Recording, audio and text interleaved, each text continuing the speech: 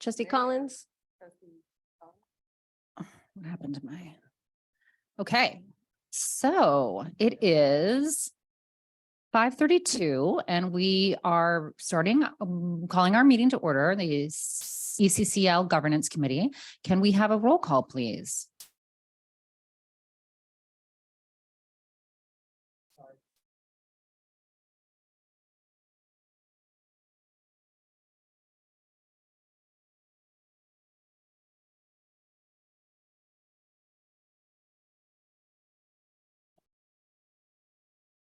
I don't know if you all heard Drew's reminder that the green is talking on your microphone.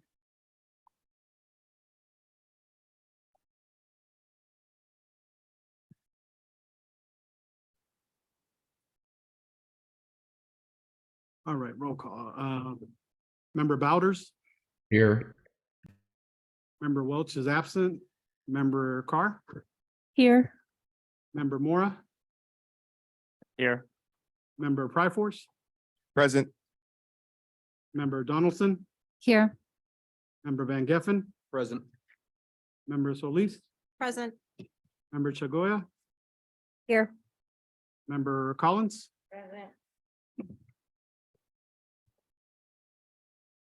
Okay, great. Thank you. And Madam Chair. yes, I was just going to say that Member Bowders needs to report in. Thank you. I just would like to make an announcement that pursuant to Assembly Bill 2449, I'm participating in this ECCL meeting using the just cause exemption provided for in the statute, and that there are no other people above the age of 18 present with me. Thank you. All right, great. So with that, we will open for public comment. As a reminder, I believe there's nobody on Zoom, so we don't need to say that. Is there any public comment? Do we see? I have not received any public comment. Okay, great. So with that, we'll move on to item number 4, which is approval of the minutes. Can I? Actually, we'll have to bring that for the next meeting. Sorry about that. That was not attached. Okay, so we'll just pull that and confirm those at the next meeting. Well, then we'll be on item number 5, which we're going to have some informational items. And our first presentation will be from Jody. It's the solar update.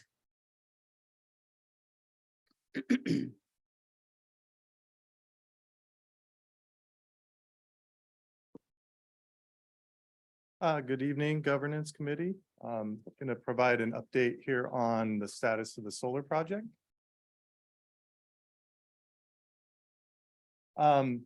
Start with the carports that are going to be installed.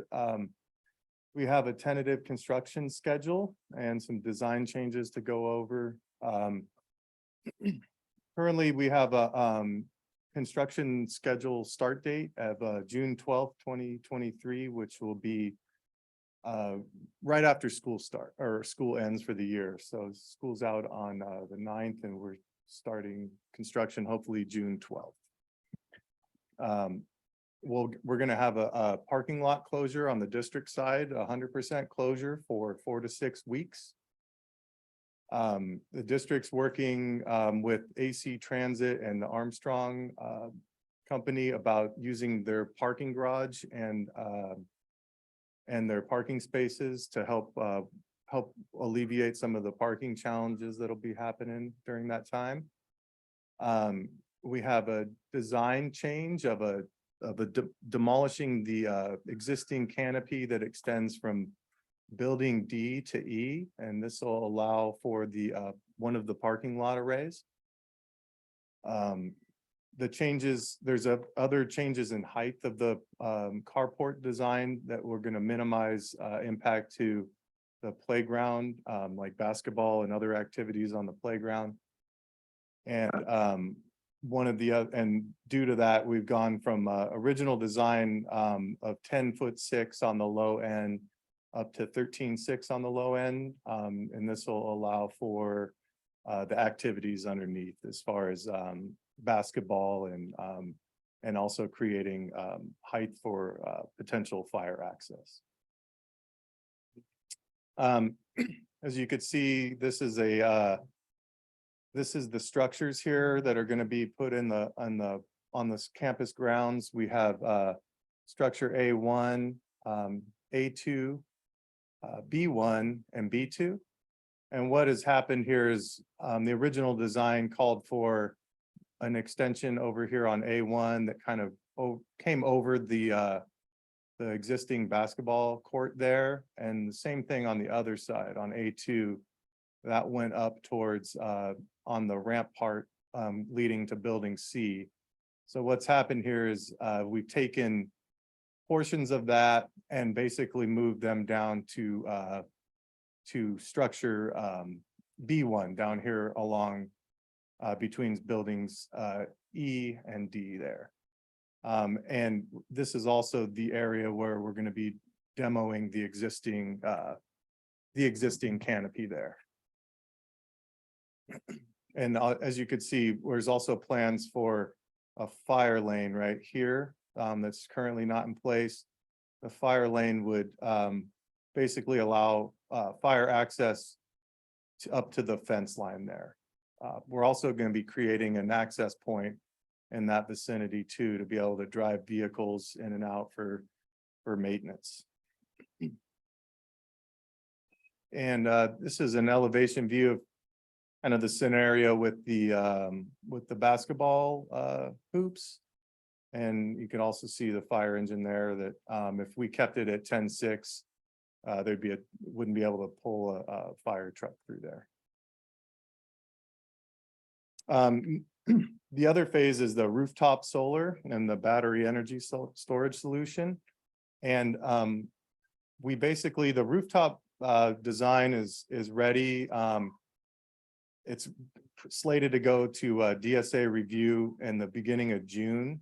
The battery storage location was initially in our pre-construction meetings with DSA. DSA is the Division of State Architect, and they're involved in all school construction. And so we've been having meetings with them about the whole project. And they've gone ahead, and there's been some new code changes along the way since we move forward with the project, and part of them are challenges or requirements of keeping batteries less than a certain, you have to stay clear of buildings by about 10 feet. And that's also an egress paths and things like that. So DSA has initially rejected our location. And so now we're working with the project team to come up with an alternate solution. One of them has been to relocate down to the portion of the field on the lower southwest end of the field, not on the field, but on the some landscape area that's out that way, kind of next to the fence line. And then the main option that we're working with now is to simply build an enclosure around that battery and keep it in somewhere close to the original location. At the time I put this together, we were considering splitting the battery and rooftop into two separate projects so that we could move forward with the rooftop work. And just in our last meetings this week, we went ahead and approved of splitting up the packages so we could move forward with the rooftop work while we sort out the problems or the constraints that we have with the battery storage. With that, our tentative construction date for rooftop would be right around mid-August. And as we get closer or farther in the year, we could run into potential weather delays. The impact to the site, and so we're expecting the architect team to provide a site logistics plan that's going to show the paths of travel and fencing plans that'll keep the construction crews away from the students and the public. The rooftop solar could take place on this building, building A and building E during the daytime hours. We're looking at after school day hours for the work that's going to be happening on the school buildings, which are C and D. They'll be installing some temporary elevators that will move equipment and construction personnel up to the roofs. And then we also are planning to have a lift out on site that's going to be moving all of the solar panels and racking and everything up to the roofs. And we've been telling the project team about the need to pull an encroachment permit for that. So if all goes well, we're hoping to finally see some realized savings on the solar project in the spring of 2024. And that really concludes the solar update, and I'm happy to take on any questions. Excellent. Thank you so much. Does anyone have any questions for Mr. Clark? One question, are there any illustrative drawings or anything of what we expect it might look like afterwards? Yeah, I do have some drawings that I could, I'd be happy to share separately or, to the group here so that you could see what's been, right now we have the architectural drawings, so I don't have like a proposed, like a, what do you call it? Like a, they're just all architect black and white plans basically. And if you're interested, I'd be happy to share those. I have two questions. So the first one is, do we expect the total electricity production to exceed the current usage? I know those are usually targeted to try to match, but you can also put, I think, up to like a 20% excess. And if that's the case, is there any plan to convert maybe some gas utilizing infrastructure to electric to take advantage of that surplus? Well, what we were trying to shoot for was a net zero scenario when we did for electricity generation. Given the footprint of the ECCL, we almost made it there. So we were about 90-something%. So we're not in a position that I'm aware of to where we're expecting to have a surplus. And to answer your question about gas, I mean, I know that that's where converting to electric to get away from gas. And as you'll see in my next presentation, that would be mindful. But currently there's no plans on my end, but I'm happy to start thinking about that and planning for that. Yeah.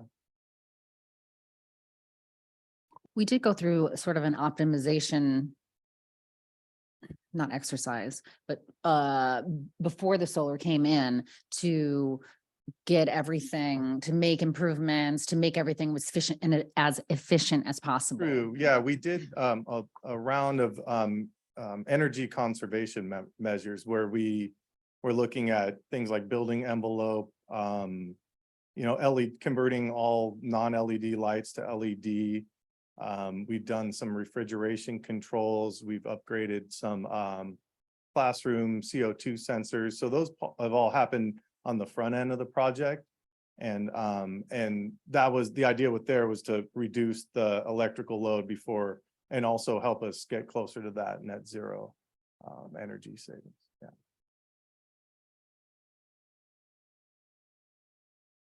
I have a question regarding the net zero. Do you have the batteries for that, or are you going to be looking into that? That's what the batteries were for.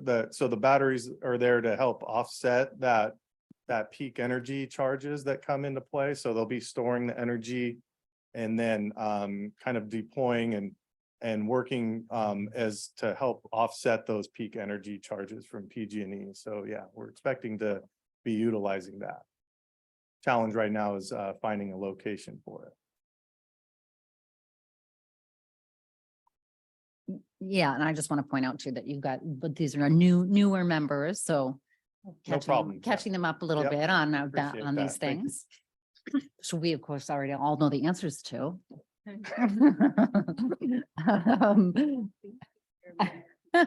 Yeah.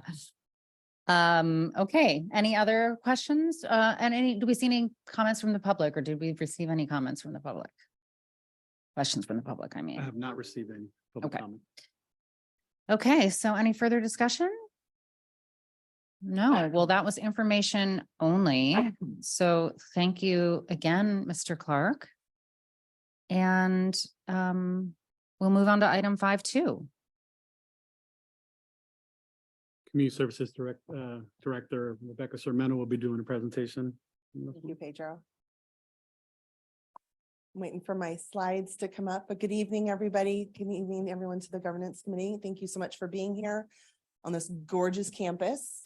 And what I'm going to do today is just kind of do a basic overview of our JOA, just as a friendly reminder of our partnership here. So beautiful photo of the field looking building C here. So the district leases back the whole facility to the city. The terms were set to be 66 years from the commencement date. The ECCL project lease became effective August 1st, 2016, so it will expire in 2082. I won't be here, but the district is responsible for custodial maintenance and security of the site. But Jody and myself work very closely together in both aligning our interests for the facility and its operations. The City Community Services Department manages the ECCL booking of facilities regarding school, city, and third-party rentals. Anything after school ends, we're responsible for, and we make sure that is calendarized through our Civic Rec program, software program registration system. And then all revenue collected regarding our facility rental fees for third party here on campus goes directly into the ECCL operating account. All spaces are shared except for our offices. We both program and share these spaces, including the classroom, which is heavily used by our after school program. And for example, our church on Sunday, they utilize classrooms for a Bible study as an example. Currently, our percentage share of the capital improvement and replacement schedule is 23% is contributed by the city and 77% is contributed by the school district. The chief business officer with the school district manages the operating account and the replacement reserve account, which you'll have a presentation a little bit later with Dora. And we each pay our percentage share into the ECCL operating account for costs and operations and maintenance in accordance to with the annual operation and maintenance budget and the ECCL project replacement reserve account for capital replacement, which Jody will do a presentation in a little bit about. And the percentage share for the operation cost is based on a shared use matrix based on use on the facility and the campus. And it's currently set at 29% city, 71% district. Governance overview. Obviously, we're all here. We got the governance committee, a city council, and our school district board members. And then we also have an administrative committee that consists of the city manager, the superintendent, and several city staff and school district staff. Right now, our third-party revenue is estimated at $200,000. That was what we were budgeted for. We are tracking and we will hit that 200. And we're very excited to continue to bring on and evaluate new ways to bring in new third-party rentals, especially with our businesses are starting to pick up with here in the city. They're looking for spaces to have meetings, and these are the spaces that they're looking for. They're exciting, they're new. Again, just as a reminder, we all rental costs that goes into from collected through third-party rentals goes into the operating budget, except for direct staff and facility attendants, which we hire and train through the city. A quick overview of who we have right now using our facilities. We do have the Bay Area Christian Church, rents every Sunday. They use building C. We open up the wall and that place is packed. And they also use classrooms, the teen center, sometimes building A during the week as well for other meetings and programming. Our pool is pretty packed with some third-party rentals. We have our Manatees Masters program, Piedmont USA Swim Team, and the Oakland Triathlon Club on Sunday nights. And then we have our usual one-time rentals, birthday parties, family events, and the biggest phone call we get right now, graduation parties. Little breakdown of the percentage of that 200. based on location. So our pool is our biggest draw right now. Oh, whoop. That was the party at the end, sorry. 39% pool hours, 39% of the revenue coming in is from the pool. 8% is the gym. 30% is the field. So we got the pool and the field are very heavily being used. Our building A here in the teen center is about 9%, and building C and the classrooms are about 14% of that revenue coming in. And last but not least, with our amazing joint use here, this is some of the things that gets created here with our kids and program and our partnership with the school district and some of the great stuff that we get to do here in all of these different buildings and programming. And any questions? No, thank you. Thank you very much for your time. Great, thank you so much. So anybody, any further discussion, questions? Councilmember Pryforce. So there is a organizing body of folks who are trying to plan a reunion. They are, I guess, former students within a certain number of decades. I'm not entirely sure, but they contacted me and I asked them how many people are they expecting, and they said about 500 plus people. And so I think I'll probably bring that up with recreation, and it's something that you guys should be aware of. So I'll probably just send them over to y'all, but I know that they would like to meet here and use some of the facilities around the summer. And so, or maybe I should just talk to you about that. Yeah, whatever the case, I just wanted to let y'all know that there's a lot of folks who are coming who want to use the facilities, who are graduates of Emory High, and Brenda probably, well, sorry, Member Collins probably knows some of the folks, and so I'll probably reach out to you as well about that. Oh yeah, so y'all aware? Thank you, Member Collins, and thank you. To add, yes, we are aware. I think Chef Leisha is one of the contacts who has reached out to us in the district. So Mr. Wanda Brown, who is the executive assistant, has been working directly with her, has had her tour our site. She's interested in working in the garden with students. So we're excited and thrilled about that. And it's from the 80s, from what I believe, on. So they're trying to make it much more inclusive of everyone. So maybe Member Solis may be there, but we're certainly thrilled to partner with them. And the city has been our partner too. So Ellen is helping us with the reservation. Oops, okay. Can we Now, add that group for the career fair day as well? I mean, get that many people coming good on. idea. Excellent idea. Mhm. We shall. Okay, so now we will be getting an update from Mr. Clark about our O&M budget and the capital placement, and Ms. Sue too.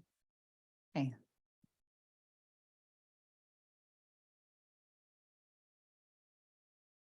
Good evening, board members, council members, and members of the public. This evening, we are going to present the O&M maintenance budget. I'm going to have somebody to pull up the spreadsheet.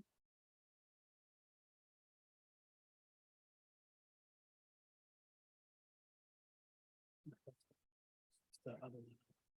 Sorry.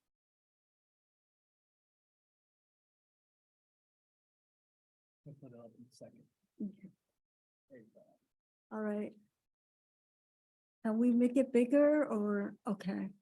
Well, this spreadsheet shows us the fiscal summary for our maintenance budget from fiscal year 2021 all the way to next year, 23-24. Our attention this evening is going to be on the last two columns on your right-hand side, which is the estimated actuals, which is the projected closing for this school year 22-23 at the end of June. And then the next column is our preliminary budget for next school year. So we are projected to close out our O&M budget for this school year at $1.7 million. And then for next year, it's going to be projected at $1.9 million.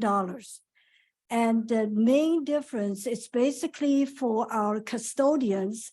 Instead of 4 custodians this year, it's going to be 5 custodians next year.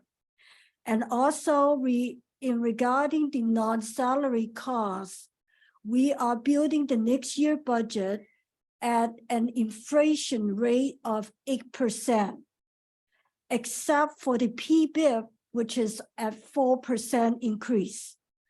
And as you can see, there is an increase on all these contracted services, repairing that we are projected to face in next school year. So any questions on this worksheet?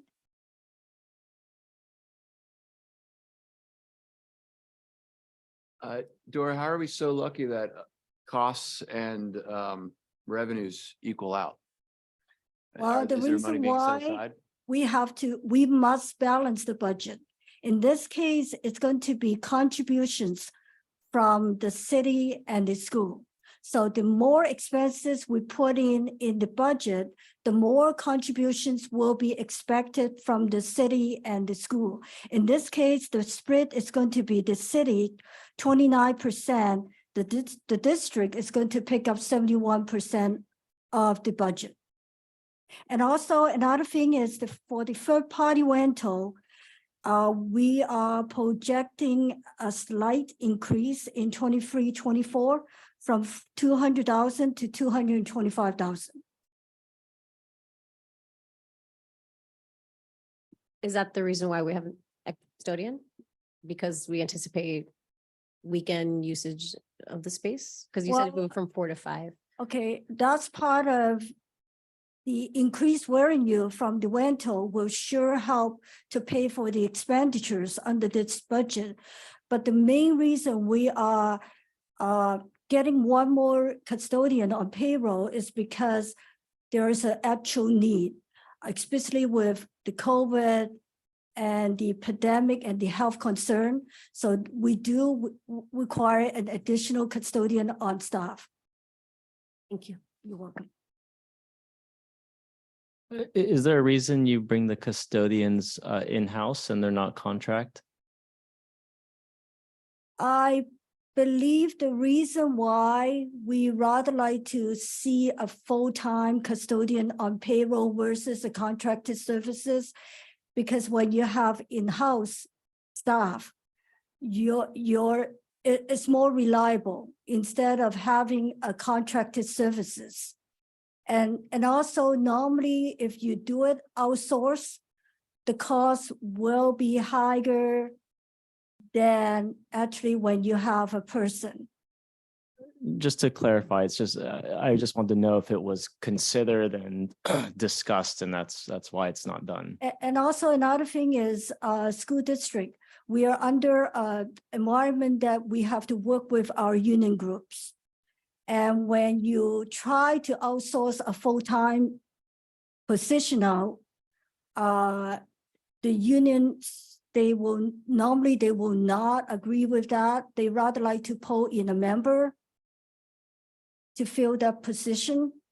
So actually for the last 2 years, Jody, you can speak about it further after I talk.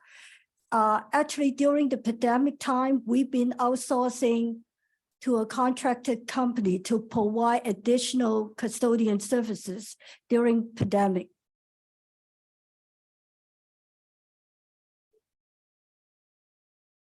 Yeah, we've actually been kind of waiting for approval to move forward with the in-house custodial staff. And so in the meantime, to kind of bridge that gap, we've been in a position because of also staffing shortages and the cleaning requirements to contract out for those services. And just for the record, our custodial staff, as our culture, we create a sense of family and they have become part of the EUSD family, and you can't create that with contractors. So in-house staff, Mhm. Emory are part of our family. Yeah, I would definitely agree to that. Yes. Clara. Yeah, and and my biggest mentors in junior high school were the custodial staff. And so I also second that.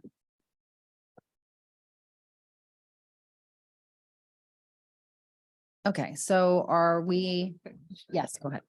So I see that for electric, we still have like a higher expenditure. Are we expected to see in year 24, 25, like that reduced because of the solar, or are we gonna see that already in 23, 24? That's a very good question. In 23, 24, when we budget the utilities, we still budget at the rate that we are spending, the spending level of our utilities right now, without including any discount or savings using the solar, because our projected completion of the solar is not going to kick in until 24, 25 school year. Okay. Thank you. Okay, and so or Jody, are you coming up now to present next, or is this, okay? Just making sure. So, and no more questions for Dora Sue? Okay, thank you, Dora. Okay, Mr. Clark now will take us back to, here we go, the PowerPoint. All right, good evening again.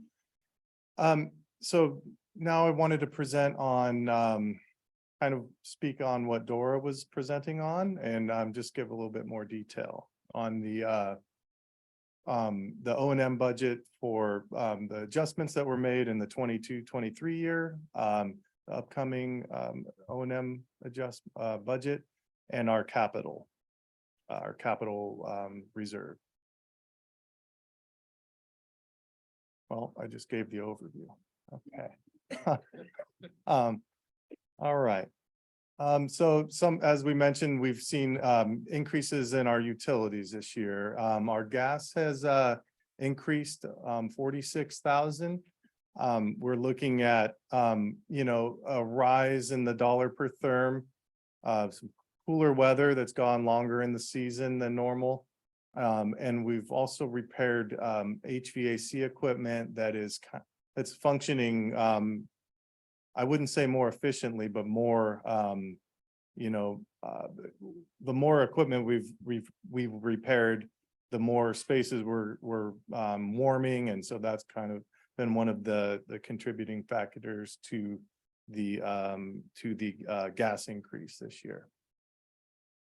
And you see a graph down there that kind of outlines the cost per therm and the months that this has happened in, and also the weather trends versus last year. Electricity increased 66,000 from the original budget. This increase is an increase in the peak and non-peak kilowatt per hour has contributed to that, as well as some equipment repairs and things like that. And also, as you can see, the average cost per kilowatt hour has increased. The contracted services increases about 50,000. Those are things like rate increases for contractors. And some other expenses that have kind of come up are what we're seeing as license fees for our security camera and access control software systems. We've realized that without having license fees, we're having difficult time performing maintenance on those systems. And we're looking at a future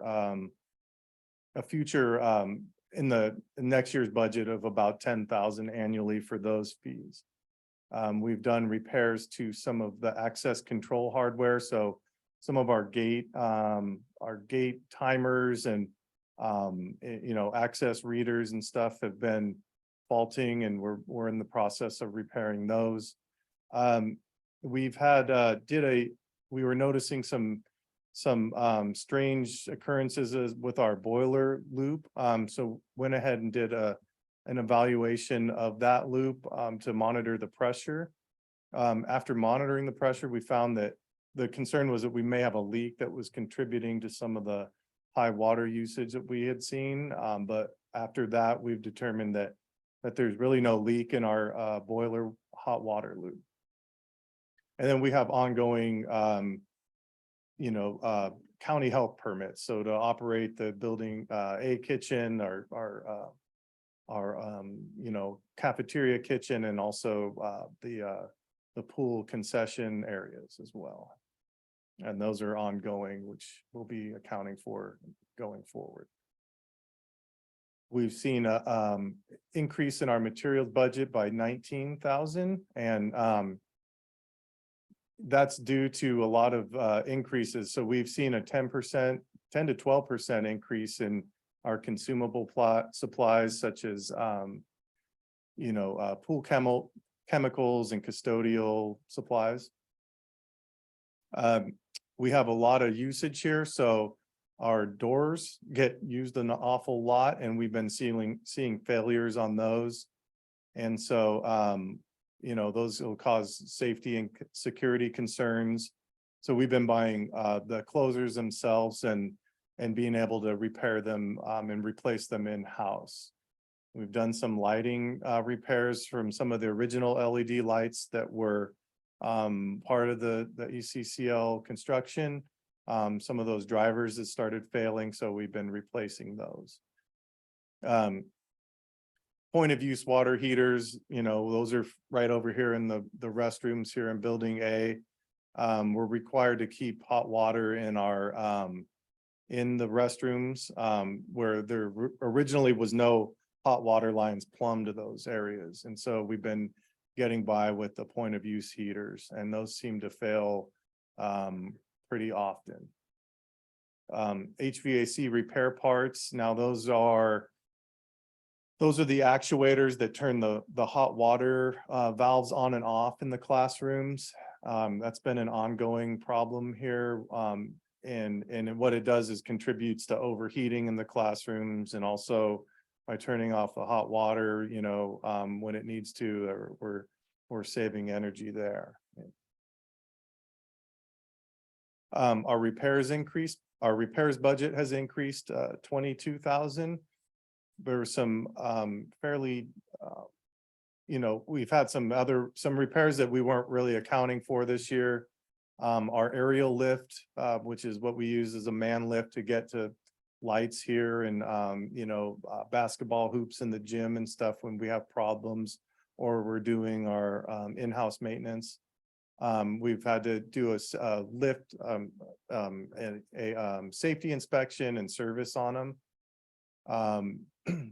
Our auto scrubbing machine, which is what we use to clean the gym floor, that had some problems. We had to replace the batteries in it, and there was also a problem with one of the foot switches. That was a pretty high cost on that, but it hadn't been serviced since the ECCL opened in 2016. And then we've seen some additional lighting repairs with having to contract out to repair some light flickering issues that we had related to some low voltage controllers in building E. And then we have mechanical repairs of around 14,000, and that was to repair some refrigerant leaks that we found in the building A and building E air conditioning units. And talking about the 23-24 O&M budget, as Dora was mentioning, we're looking at an 8% annual increase added to our services, materials, and utilities. Contracted services, one increase is due to, in my opinion, the need to go to quarterly maintenance for our HVAC service as opposed to biannual, which is what we had been doing for the last couple of years. That's based on, O&M specs, and also we're hoping to, by investing more in the preventive side, we're hoping to see a reduction on the repair side in the long run. And then we're going to have the contractors now, replace the filters quarterly. And we've been doing that in-house. And so we've seen, struggles with being able to plan that out with in-house staff and the time it takes. So we're hoping to have the contractors do it when they're here doing the preventive maintenance checks on the equipment. And this will see a reduction in some of the materials budget because we've been purchasing those filters in-house, and they're about 16,000 a year on the materials side, and it runs about 18,000 to have a contractor do it. And as we were discussing about the need for the additional custodial staff, this will help us, improve on our cleaning, and also allow for other staff to take on more in-house maintenance responsibilities. And now talking about the capital budget, we've since our last presentation, earlier in the year, we've spent a total of 98,000 on capital. And we've had to go into the capital budget to spend 98,000 on, things that we talked about in the last meeting, like our door intercoms. We had a underground leak over here in the middle of these two buildings. We've done, some various other things. Those totaled up to 98,000. Since then, we've come to realize we've had a failure of our security camera software, or server. And so we're needing to replace that at this point to get our the ability to record footage and everything like that back online. And on the these are both technology related items, and we're due for a network switch replacement that helps with our network here at ECCL. And both these items we've come to realize now they really have a 5 to 10 year life cycle. So after and we're right about year 7. So these are types of things that we're going to be planning for in the future as far as the capital replacement schedule goes. And these two new things have totaled 118,000. And that's going to leave us an ending. And as of April 23, we have a remaining balance of 283,806, and there's still some encumbered funds left to spend on that.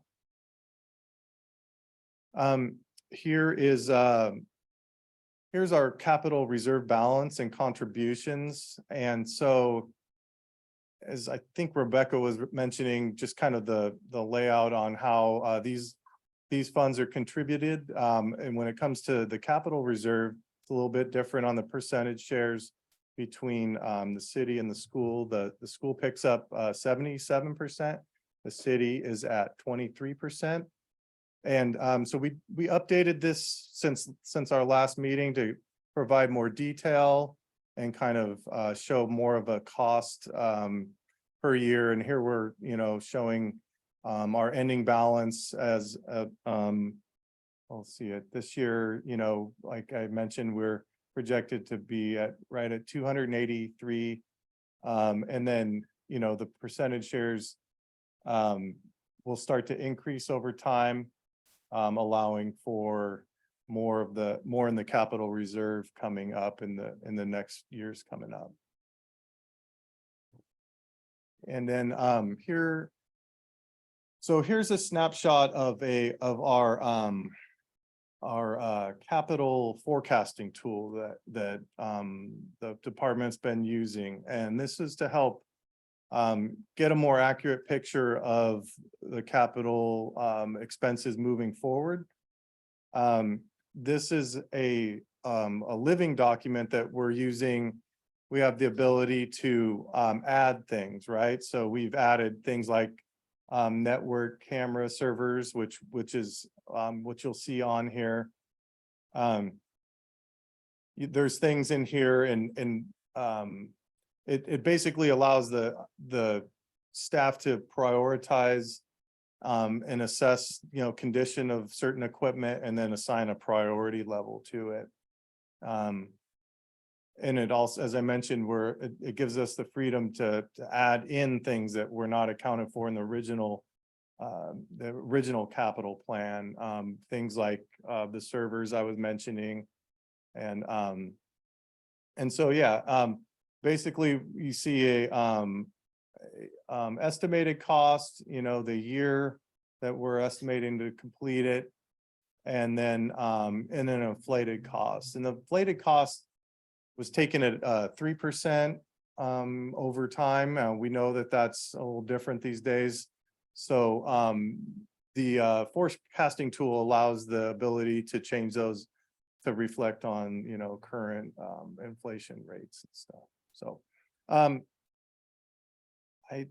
see that was everything I had, and I'm happy to take on some more questions, please. Thank you so much for all of those details and overview. Does anyone have any questions?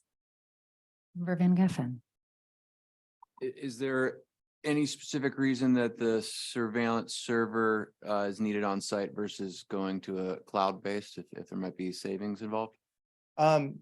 We feel that we were considering that, and we felt that while we were replacing the server, it was also time to upgrade the technology of it. And so part of it is related to that, where we've come to realize there's a need to add cameras. And this new server will allow for that expansion. It also allows us to install higher definition cameras, and which could potentially, which will help us with things like zooming in on events and actually, going back through footage and stuff like that. So we had talks with the tech team. We felt that having the piece of hardware on site was the best route to take at this time. Moving forward, yeah, I know virtualization is something that is coming up, but I think at this point in time, we felt that going with the actual physical server would be suitable.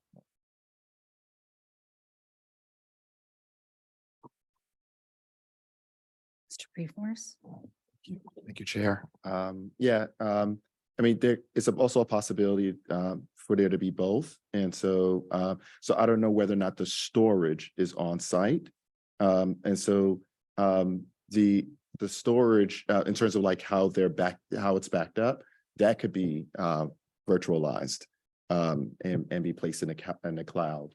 And then and so maybe after a month or 2 months, then it can be placed in the cloud, because that could also be taking up a lot of hardware. Right. Yeah, and that's one thing that we've just come across that bridge of the retention time of footage, right? And how far you could go back. Right now, we're able to go back 14 days, right? So if you're right, thank you for pointing that out, that if, we did move to virtual now, it's something I'm just kind of catching wind that we may be heading that way, but as far as just network wide, right? As far as our county goes, they manage our technology here. So that is like a redundancy, if you ask me, yeah. Just to follow up, yeah, and it's a good idea for those 2 weeks to be on site, because when it's cloud-based, when a child is gone, you want to be able to access that footage within the 2, 5, 10, 15 seconds, like immediately. Right. And so it's important for that footage to actually be on site, and then you can have that, as opposed to waiting to go back and forth between the software managers who are controlling the cloud. Gotcha. Yeah, that's a good point as well. And also eventually the ease and navigation of our software. Right now, it is difficult to go back and locate, but the technology's there to where you can, you know, create like a search filter, right? And search for someone with a red shirt or things like that, you know, so, yeah, all technology upgrades. Yes, these are the things I'm sure there, I know there's some saying where you don't want to have to need it, but if you do have to need it, we want to have it. Okay, any other comments or questions? This is a action item. I was gonna ask about, oh, I'll go first. I was gonna ask about the repairs, for the lift and for the scrubber. If those are like typical times for, I know you said it was like the first service and repair since 2016, which is when the ECCL opened. Mhm. Was that just like an oversight or is that like? Well, I mean, to be honest, our lift is probably 20 years old. And so in my time being here, it hasn't been something that we've looked at. We ran into issues on it. And so it was batteries and we wanted to do a safety inspection on it as well.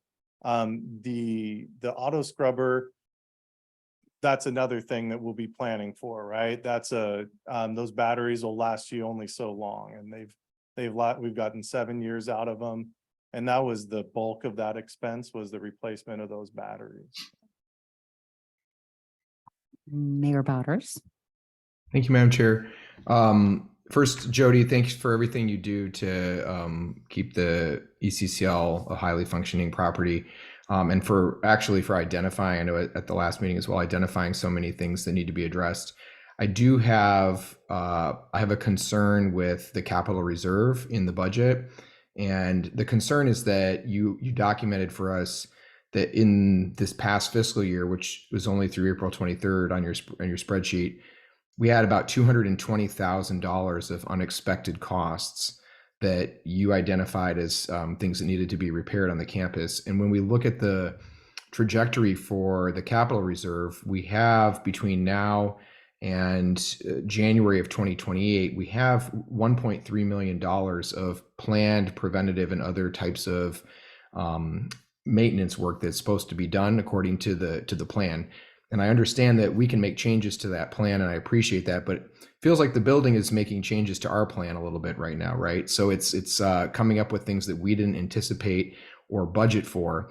And when I look at the capital reserve and the contributions that the city and the school district put in the fiscal year ending 27-28, we're only looking at somewhere about $1.65 to $1.68 million in contributions.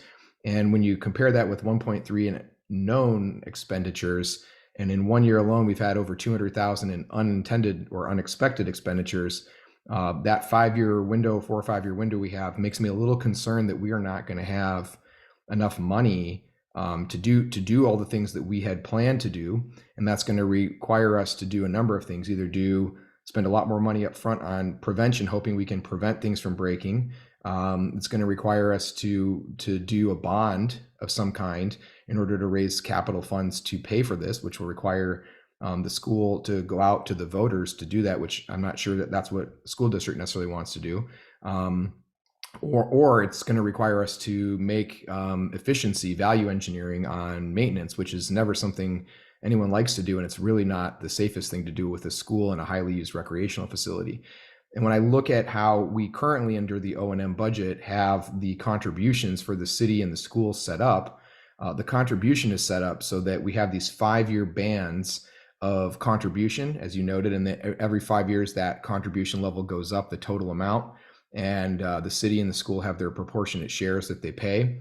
And I'm just wondering whether it would make sense for us to smooth those contributions over the period of the O&M. So instead of it being, the $210,000 total amount for 5 years, and then going up to 220, and then kind of going up like that in these windows of time, whether it actually makes sense to have it be a smooth curve, increasing it. So we're contributing a little more, a little earlier, and we're perhaps moving just a little bit more of the capital investment up front over the next 5 to 10 years, so that we have more money on hand and we don't have to make those types of decisions in say 3 to 5 years. And I'd be curious what your thoughts are about that, because I would like to, if you think that that is a potential issue, I'd like to ask that we ask the administrative committee for this body to come back at the November meeting with some ideas about how we could do that. But I'd be interested in your thoughts.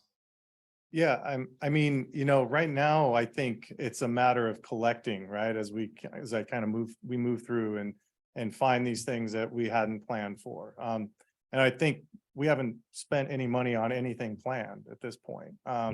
And so I'm seeing that things like we're going to have to defer at some point, right? So things like a floor replacement when it's due is probably not going to be able to happen once we stack up all the unplanned things that we're now fitting into the picture. So, you know, with that said, I mean, I could see the logic behind what you're suggesting about going more in a smooth curve. You know, it's as far as my role, I've kind of just been planning on what we have to work with, and so I'm you know, encouraged by your thoughts on that, and I think that I think there's value to them, and it's something that we should maybe consider. You know, as of now, it's just like, well, let's wait till this year. Let's defer everything until, you know, X year when we have this much left, right, or this much on the account balance. So, you know, I think it's something that maybe we should talk about. You know, if you know, is there? Yeah. So, yeah, to answer your question, yeah, I think it might be something to consider. Thank you. So, Madam Chair, my ask is that if there's a consensus of a majority of the group, I would like to just ask that we ask the administrative committee to examine the value of restructuring the current like 5-year tiers for contribution into something that's more of a smooth curve that gives us greater kind of liquidity in the capital reserve earlier on. Because what I'm hearing staff report to us is that, as Jody just said, everything they're doing is unplanned maintenance, things that have been breaking or not expected to be a problem. And the concern I have is that that we could be looking at a structural problem, and I don't want to be in a position where we're not replacing damaged floors or doors or roofs or something that's critical to having the school be safe and healthy for everybody. I would like us to think about that now, as opposed to be all sitting here in 27 or 28 and having to deal with the realities of we don't have enough money to deal with the things that we knew we were going to have to do, because we spent all of our time having to ask Jody to go and make changes to things that were unplanned. So that's my comment. I'm going to be happy to support the budget today, but I think that we should ask staff to do that so that we're prepared in the next meeting to discuss further. Thank you, Mayor Bowders.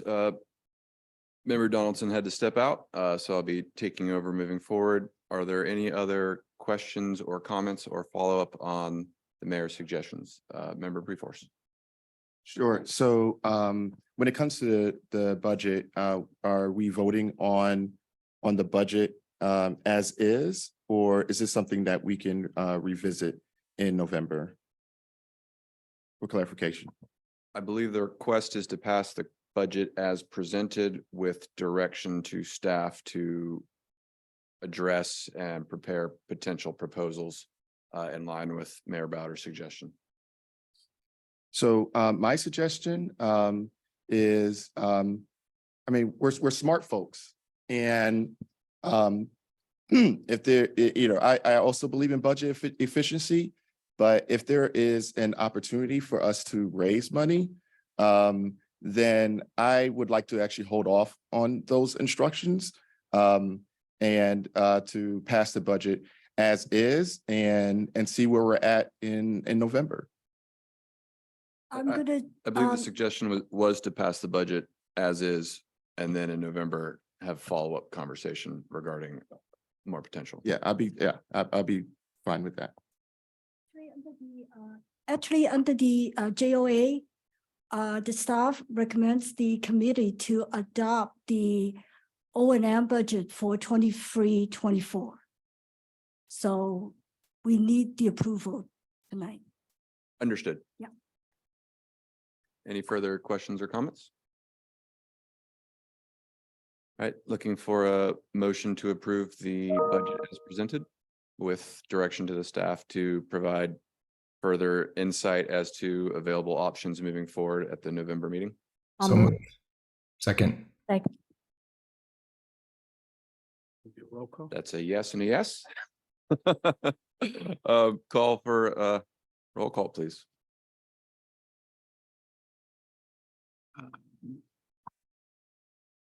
Member Bowders, Aye. member Carr, Aye. member Mora, Aye. member Preforce, Aye, Force. sorry. Member Van Geffen, Yes. member Solis, Yes. member Chagoya, Yes. member Collins. Yes. Excellent. I believe the next item is the update from the administrative committee.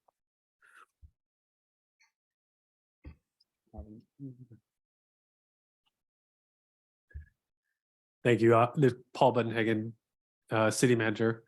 Have been here since January 17th, so it's great to meet many of you for the first time tonight.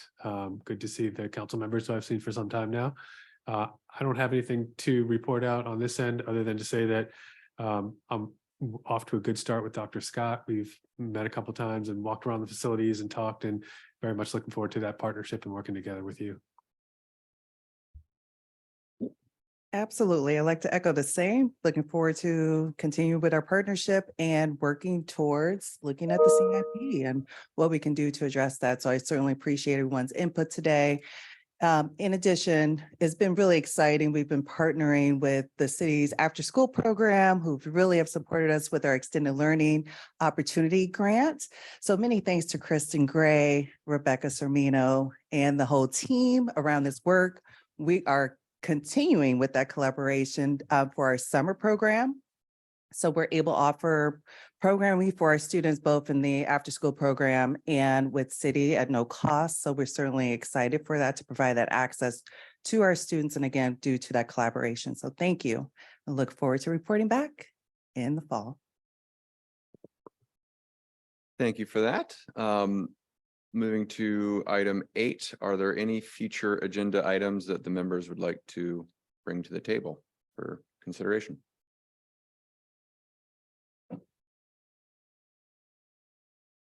Seeing none, we'll move on to item 9. Are there any announcements or member comments? Rebecca, do you want to introduce your new staff member? Member Collins. So I just want to take a moment to welcome everyone back to in person. It has been a long time. And welcome to the new council members to the table, and welcome.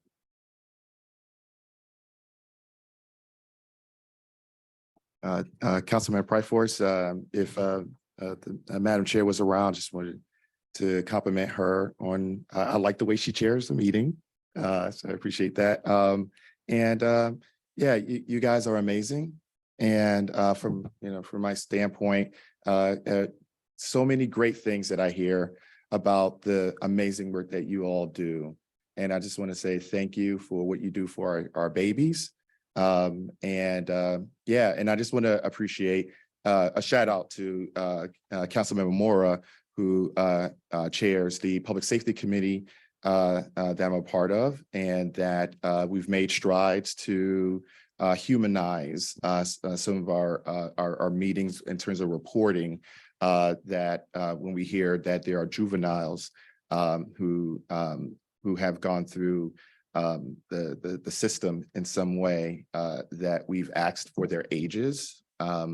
Yes, and I believe we've even asked if they were students of in our school system. And yeah, because we would prefer that if there's an issue that we have it brought to y'all, and not them go through the system per se. And so I appreciate Councilmember Moore's support on that. And yeah, so thank you for all everything that y'all do.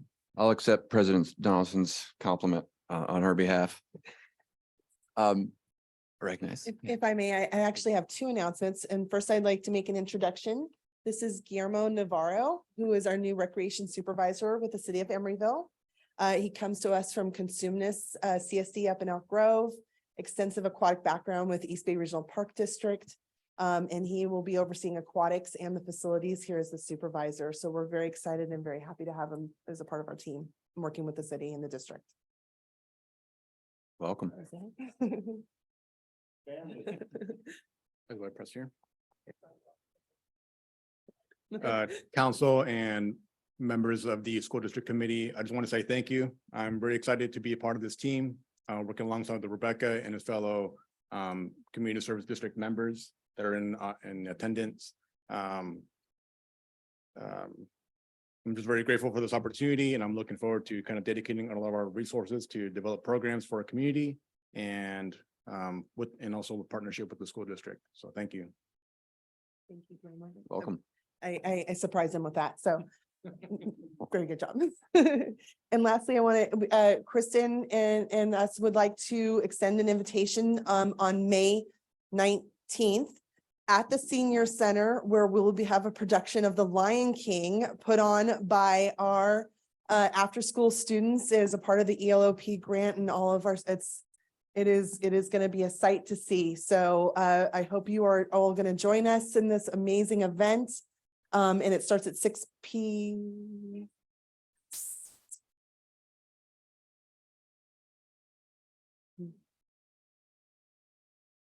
6:30 p.m. May 19th at the Senior Center, and get there early to get your seats. So it's going to be a packed house.